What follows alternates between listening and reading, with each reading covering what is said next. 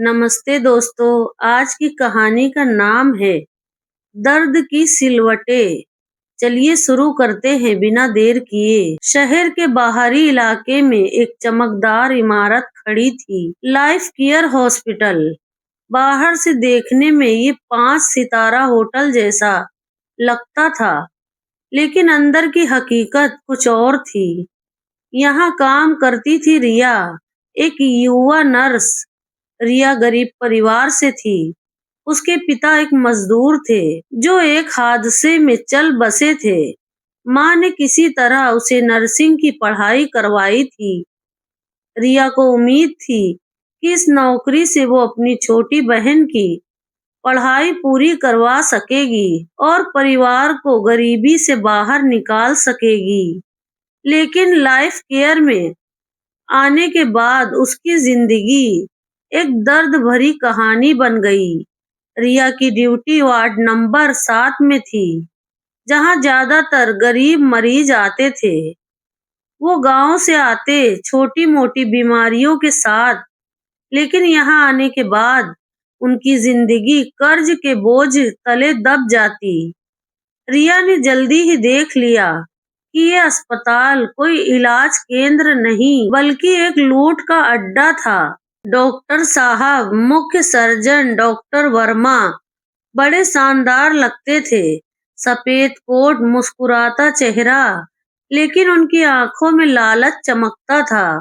वो गरीब मरीजों को देखते ही कहते, ये मामला गंभीर है, तुरंत कई टेस्ट करवाओ, CT scan, MRI, blood test सब। जबकि ज्यादातर मामलों में साधारण दवा से ठीक हो जाता।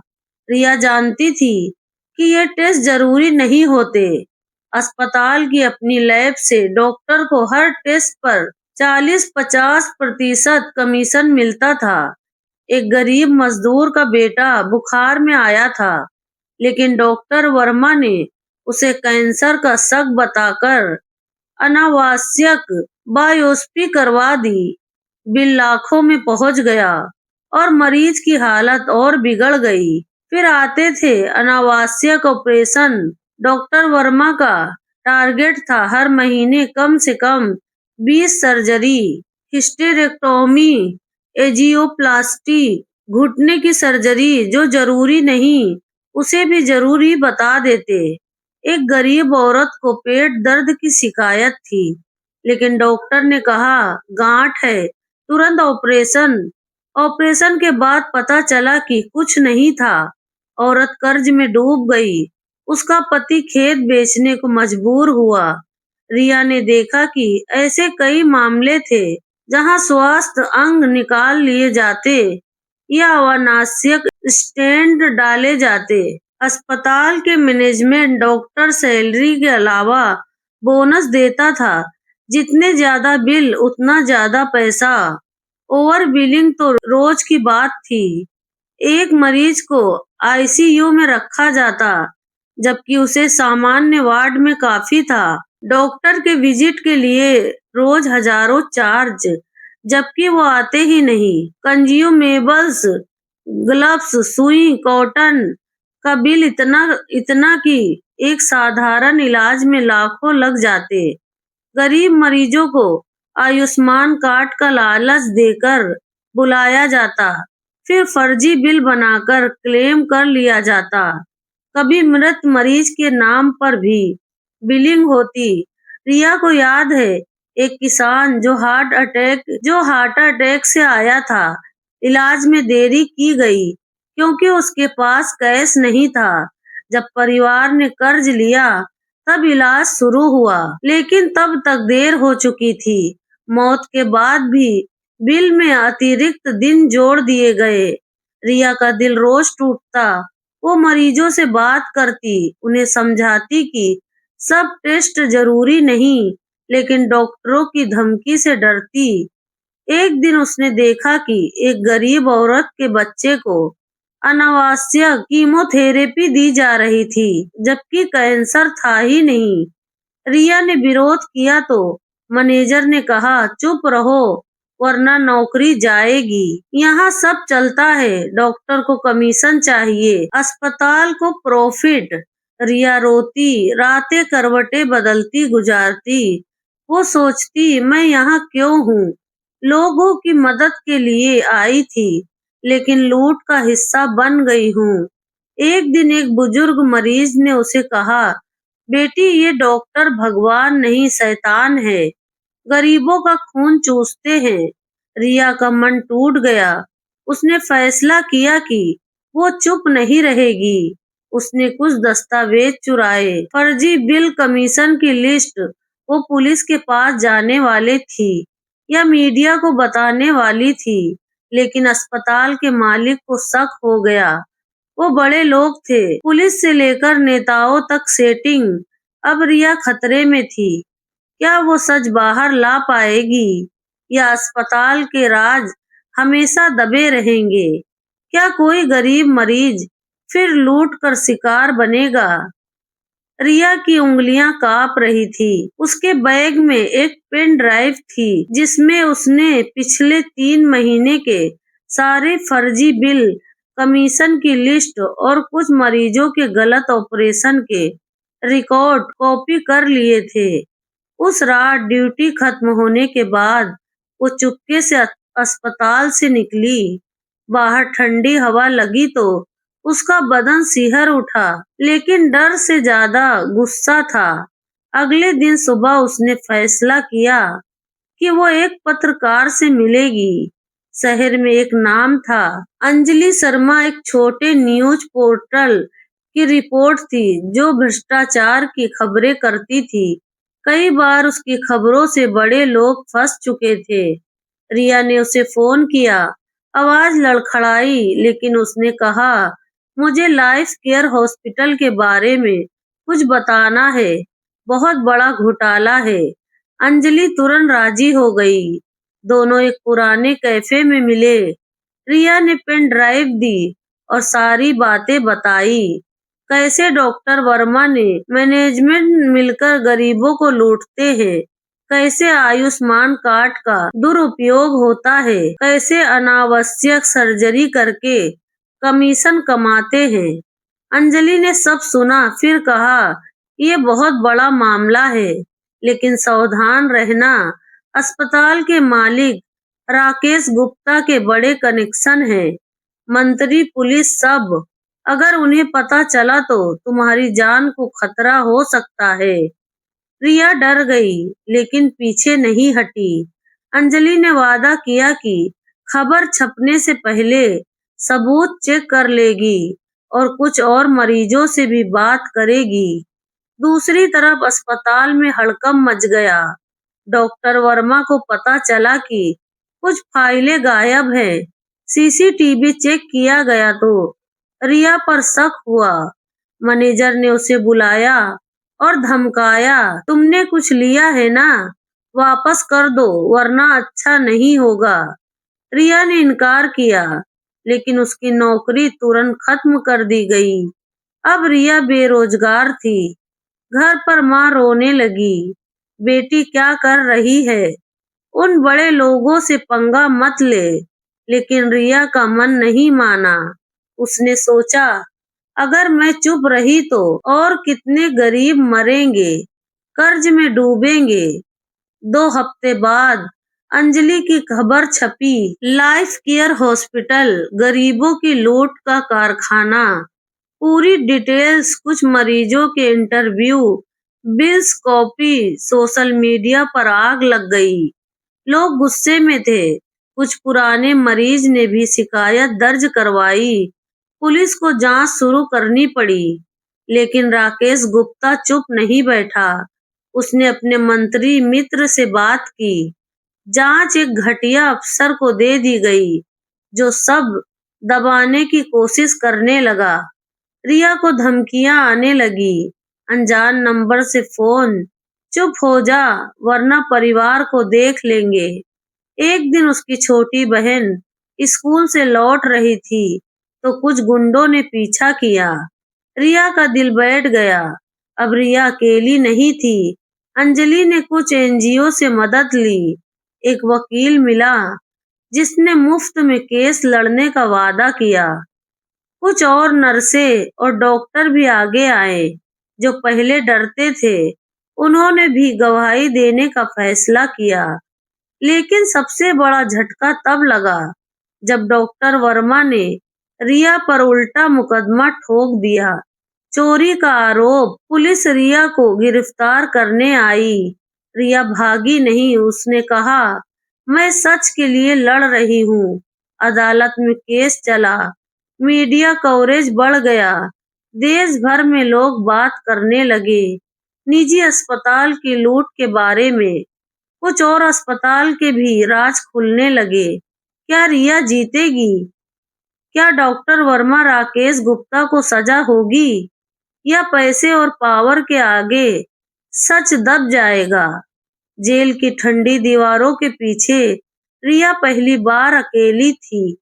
उसने चोरी और गोपनीय मरीज डेटा चुराने के आरोप में गिरफ्तार किया गया था। बाहर की दुनिया में हंगामा मचा हुआ था, लेकिन अंदर सिर्फ सन्नाटा। रिया सोचती रही, क्या सच की इतनी बड़ी कीमत होती है? अदालत में पहली सुनवाई के दिन हाल खचाखच भरा हुआ था।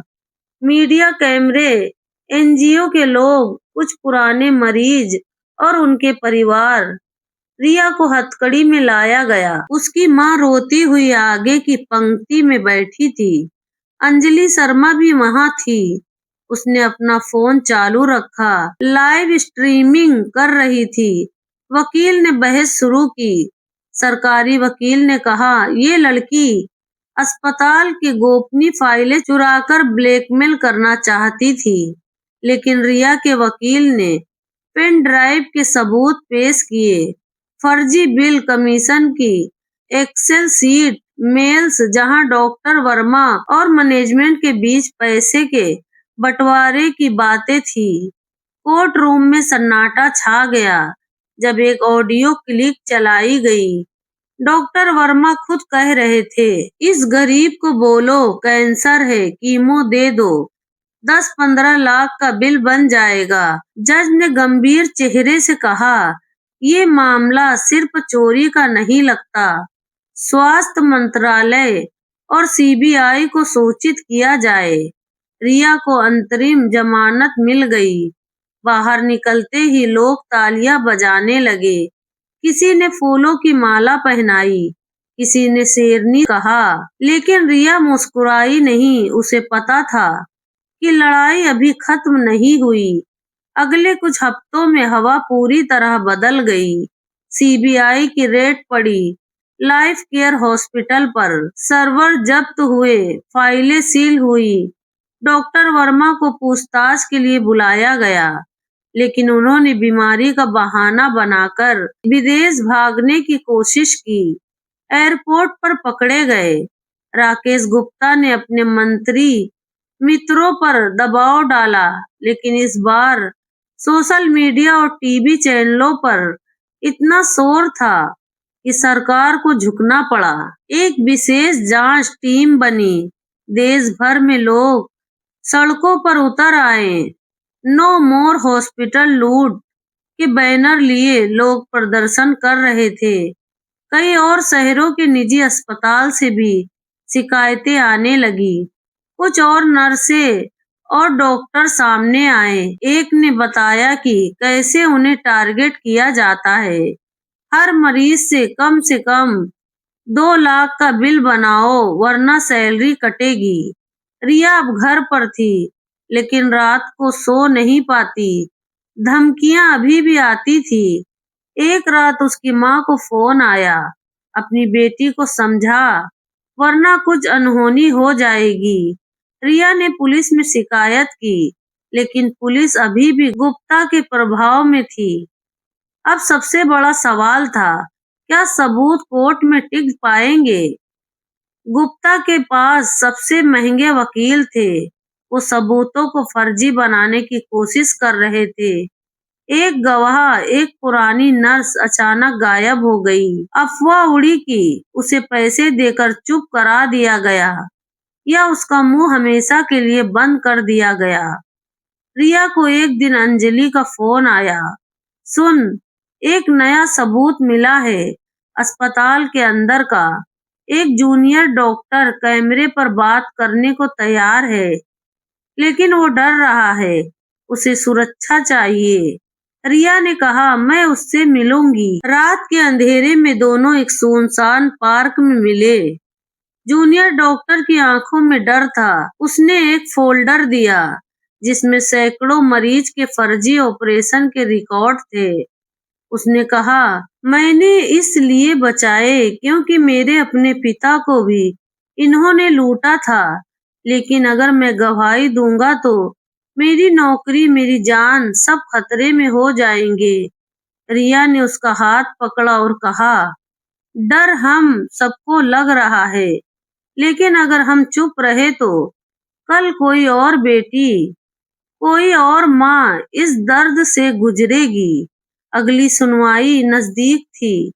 सीबीआई की रिपोर्ट आने वाली थी, लेकिन राजेश गुप्ता ने आखिरी दांव खेला। उसने एक बड़ा राजनीतिक खेल शुरू किया। एक मंत्री ने संसद में कहा कि ये सब विदेशी ताकतों की साजिश है, भारतीय हेल्थ केयर को बदनाम करने की। अब सवाल ये था, क्या सच जीतेगा या पैसा और सत्ता एक बार फिर सब दबा देगी। रिया अब अकेली नहीं थी, लेकिन खतरा पहले से कहीं ज्यादा था। अंतिम सुनवाई का दिन आ गया। कोर्ट रूम के बाहर सैकड़ों लोग जमा थे। कुछ प्लेट कार्ड लिए, कुछ मोमबत्तियां जलाए। न्यूज चैनल लाइव दिखा रहे थे। रिया ने सादा सलवार कमीज पहना था, आंखों में नींद की काली धारियां, लेकिन चेहरा दृढ़। उसके साथ अंजलि, वकील और अब दर्जनों गवाह थे। जज ने केस शुरू किया।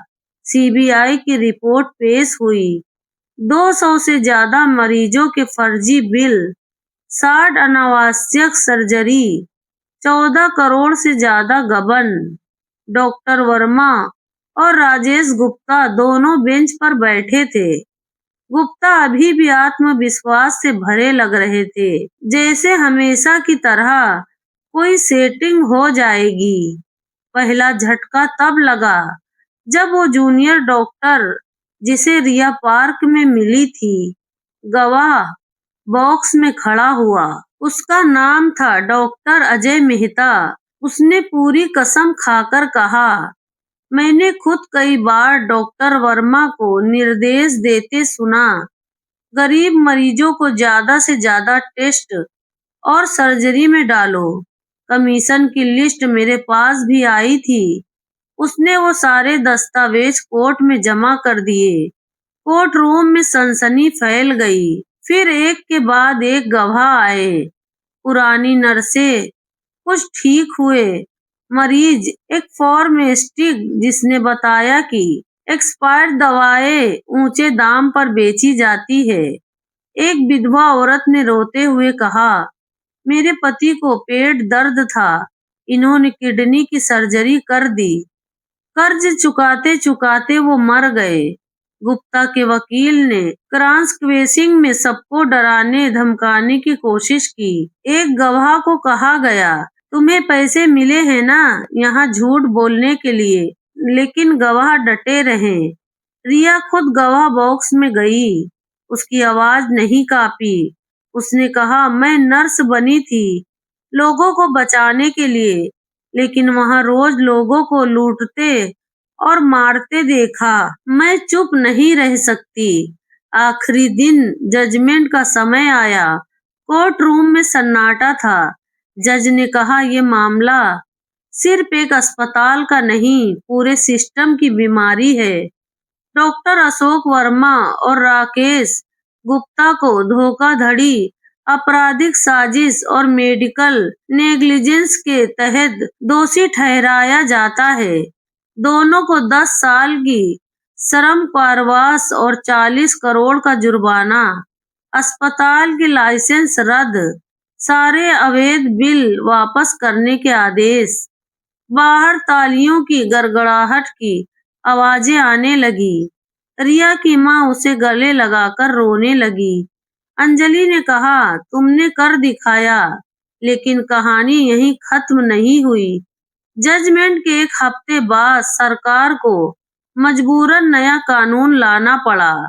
प्राइवेट अस्पतालों में बिलिंग की ऑडिट अनिवार्य, अनावश्यक टेस्ट पर भारी पेनाल्टी, मरीजों के लिए शिकायत पोस्टल, कई और अस्पतालों पर रेड पड़ी।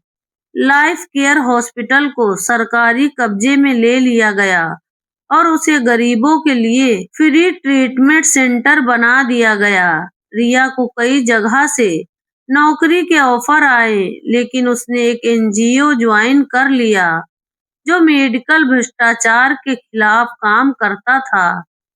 वो अब गांव-गांव जाकर लोगों को जागरूक करती। अस्पताल जाने से पहले दूसरी राय लो, बिल चेक करो, आयुष्मान कार्ड का गलत इस्तेमाल ना होने दो। एक दिन उसे फोन आया। डॉक्टर अजय मेहता थे। रिया, एक नया मामला है। दूसरे शहर का बड़ा हॉस्पिटल चेन वही सब कर रहा है। कुछ डॉक्टर मदद मांग रहे हैं। रिया मुस्कुराई। उसने बैग उठाया और कहा, चलो फिर शुरू करते हैं, क्योंकि लूट का खेल अभी खत्म नहीं हुआ था। बस एक अब और नर्स थी जो चुप नहीं बैठने वाली। तो दोस्तों, अगर आपके साथ या आपके किसी करीबी के साथ किसी प्राइवेट हॉस्पिटल में ऐसा हुआ हो, अनावश्यक टेस्ट, ऑपरेशन या लाखों का बिल थमा दिया गया हो, जबकि बीमारी छोटी थी, तो आप क्या करते? चुप रहकर बिल चुकाते या रिया की तरह लड़ाई लड़ते?